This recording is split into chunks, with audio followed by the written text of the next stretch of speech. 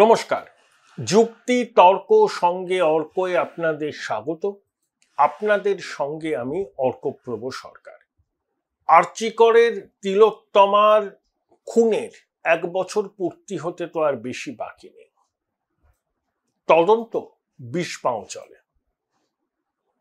তদন্তের নামে খেলা হচ্ছে, খেলা শুনে নিন, খেলা হচ্ছে। সিবিআই লোকের চোখে ধুলো দিচ্ছে, লোককে বুদ্ধু বানাচ্ছে। কেন করছে? হয় সিবিআই এর আধিকারিকরা কম্প্রোমাইজড হয়েছেন, মানে হইলে কোনো রাজনৈতিক চাপ আছে। 10ই জুন শিয়ালদার আদালতে সিবিআই আবার একটা রিপোর্ট পেশ করেছে। ওই রিপোর্ট মানে কি জানেন তো? 6 নম্বর পয়েন্টটা 4-এ আনা, 4-এর পয়েন্টটা 7-এ আনা, শব্দের জাগলারি করে একই জিনিসের বারবার রিপিটিশন করা এবং মানুষের চোখে ধুলো দেওয়া। সীমা পাহুজা এবং সম্পত মিনা যারা এই তদন্তটা করছেন সিবিআই এর পক্ষ থেকে, সীমা পাহুজার বস বোধহয় সম্পত মিনা। সম্পত মিনা আর আমাদের প্রাক্তন পুলিশ কমিশনার বিনীত গোয়েল 1992 ব্যাচের আইপিএস অফিসার। ব্যাচমেটদের মধ্যে একটা তো পিরিত থাকে না, ব্যাচমেট বিপদে পড়লে অন্যজন তাকে বেল আউট করেন। এটা বহু জায়গায় আমরা দেখেছি। এরা সেন্ট্রাল ক্যাডার, ব্যাচমেটরা বিভিন্ন গুরুত্বপূর্ণ দায়িত্বে থাকেন। যখন কোনো আধিকারিক ফেঁসে যেতে চান, পারেন, মনে করেন, তখন তিনি তার ব্যাচমেটদের শরণাপন্ন হন তাকে বেল আউট করার জন্য। আমি জানি না এটা সত্যি না মিথ্যে না গুজব, কিন্তু যেভাবে সিবিআই তদন্তের নামে প্রহসন করছে, তার থেকে এই জিনিসটা যদি কারুর মনে উকি দেয়, তার সন্দেহটাকে অমূলক কি আমরা বলতে পারি? আপনাদের জবাবে অপেক্ষায় রইলাম, কমেন্ট বক্সে লিখলে পরে বাধিত হব। তাই সীমা পাহুজা 10ই জুন শিয়ালদা আদালতে ছিলেন। নির্যাতিতার বাবা মাও ছিলেন। নির্যাতিতার বাবা মার সঙ্গে আলাদা করে কথা বলেন সীমা পাহুজা, আদালতের মধ্যে এবং আদালতের বাইরে।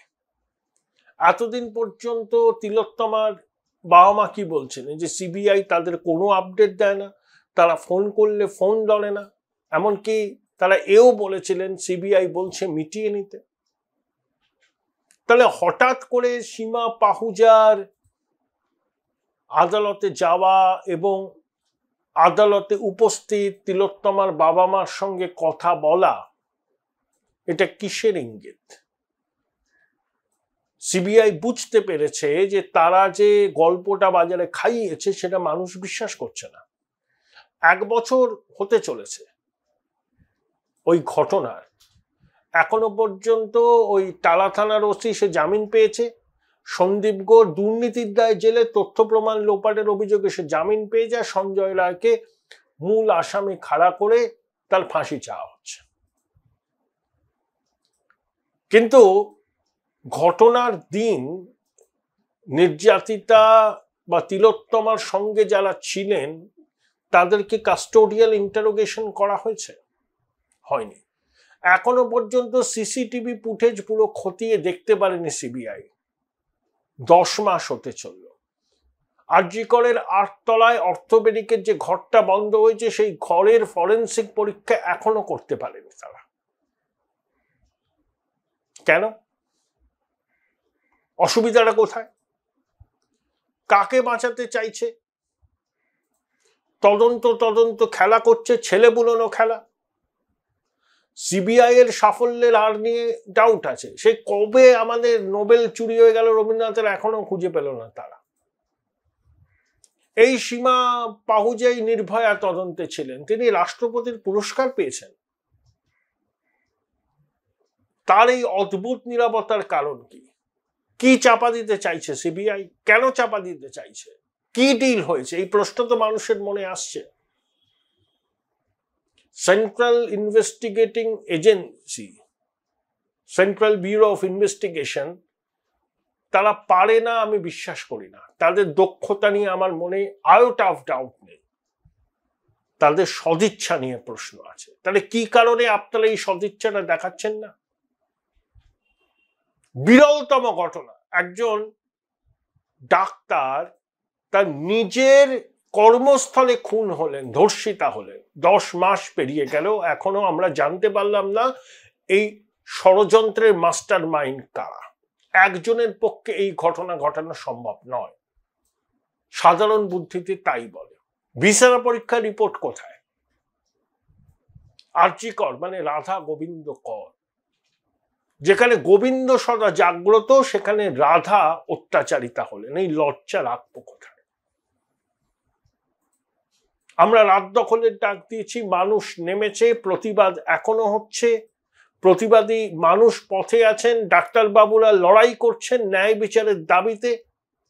সিবিআই এর মুখোশটা এবার টেনে খুলে ফেলতে হবে। কে কোন রাজনীতি করেন আমার জানার দরকার নেই।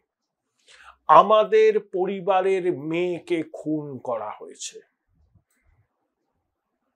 সারাদিন পরিশ্রমের পর সে একটু শান্তিতে ঘুমোতে চেয়েছিল, তার ঘুমের অধিকারকেও খুন করা হয়েছে।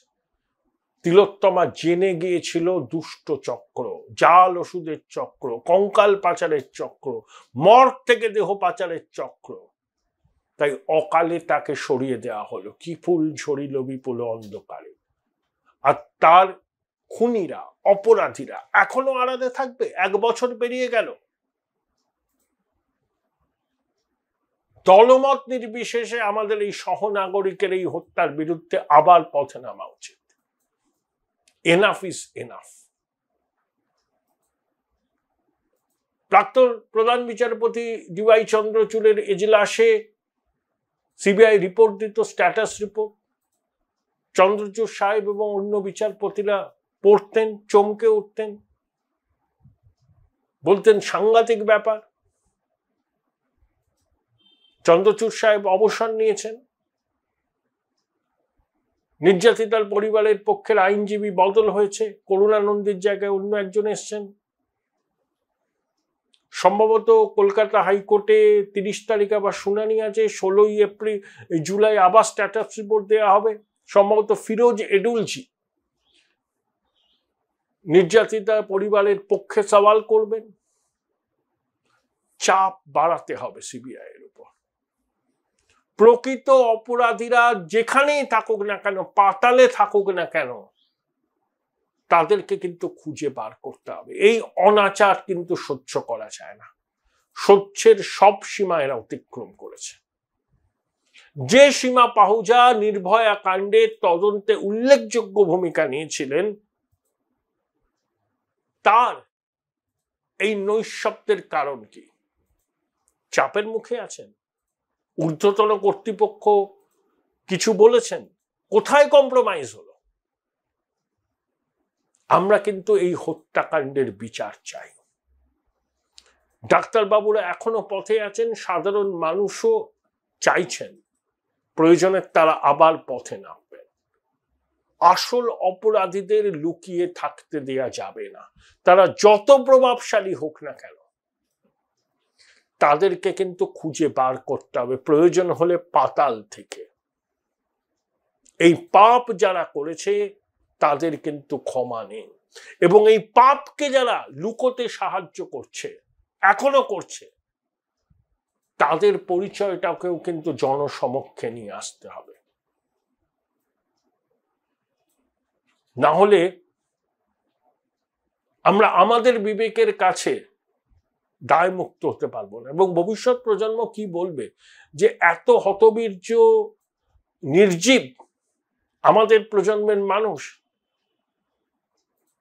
একজন তরতাজা তরুণী চিকিৎসক যে স্বপ্ন দেখত মানুষের পাশে দাঁড়ানোর, চিকিৎসা করার, নিম্নবিত্ত পরিবারের মেয়ে, কঠোর পরিশ্রম করে ডাক্তার হয়েছিল, এমডি করতে চেয়েছিল, স্বপ্নগুলোকে ভেঙে চুরমার করে দিল যে দুর্বৃত্তরা, মাতৃজঠরের লজ্জারা, তারা বুক ফুলিয়ে ঘুরে বেড়াবে আর সিবিআই তদন্তের নামে ছেলে খেলা করবে। এটা বাংলার মানুষকে দেখতে হবে। আমরা যদি চুপ করে থাকি না, এই পাপের ভাগীদার আমরাও হব। সিবিআই এর মুখোশটা খুলে দেওয়ার সময় এসেছে। আবার বলছি, রাজনীতির ঊর্ধ্বে উঠুন, এটা রাজনীতির প্রশ্ন নয়। কে কোন দল করেন সেটা আলাদা বিষয়। সিবিআই তদন্তের নামে প্রহসন করছে, এটা স্বীকার করতে হবে। বাংলার 10 কোটি মানুষকে ধোঁকা দিচ্ছে তদন্তের নামে সিবিআই। তাদের মুখোশটা খুলে ফেলার সময় আসন্ন। Join Indian Institute of Hotel Management now. Right choice, right decision.